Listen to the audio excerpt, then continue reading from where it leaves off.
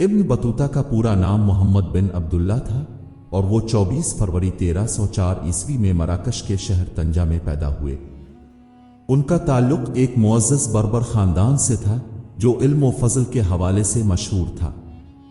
Ibn Battuta एक गैर मामूली मुसलमान सय्याह, जोग्राफिया दान और मुहिम जो थे जिन्होंने अपनी जिंदगी के बड़े हिस्से को सफर करते हुए गुजारा।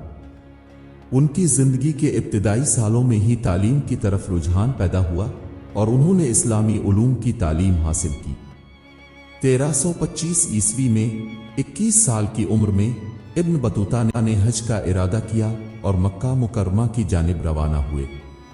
हज का सफर उनकी जिंदगी का पहला बड़ा सफर था, लेकिन इसके बाद उन्होंने अपने सफर को वसी कर दिया और तकरीबन 30 साल तक दुनिया के मुख्तलिफ इलाकों में सफर किया। उन्होंने तकरीबन 75,000 मील का सफर तय किया, जो माने के लिहाज से एक हैरत अंगेज कारनामा था।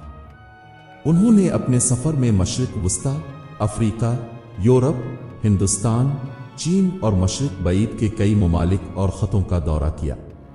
वो मिस्र, शाम, इराक, फारिस, यमन, तुर्की, तुर्किस्तान, भारत, मालदीव, श्रीलंका, चीन और मशरकी अफ्रीका जैसे दूर दराज मकामात तक पहुंचे। हिंदुस्तान में दिल्ली के सुल्तान मोहम्मद बिन तुगलक ने उन्हें अपने दरबार में काजी मुकर्रर किया और वो कुछ अरसे तक हिंदुस्तान में रहे। इब्न बतूता की सबसे बड़ी मीरास उनकी किताब रिहला है, जो उनके सफरी तजुर्बात और मुशाहदात का तफसीली मजमुआ है। इस किताब में उन्होंने अपने सफरों के दौरान पेश आने वाले हैरत अंगेज वाक़यात, मुख्तलिफ अक़वाम व क़बाइल की सक़ाफ़त, रवायात और मकामात का जिक्र किया है।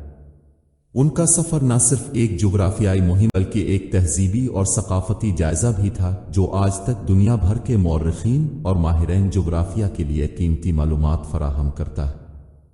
इब्न बतूता का इंतकाल 1368 ईस्वी या 1369 ईस्वी में मराकश में हुआ।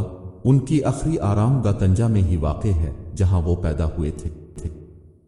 उनकी जिंदगी का ये मुनफरिद सफ़र और उनके मुशाहदात उन्हें तारीख़ के अजीम तरीन सयाहों में शुमार करते हैं।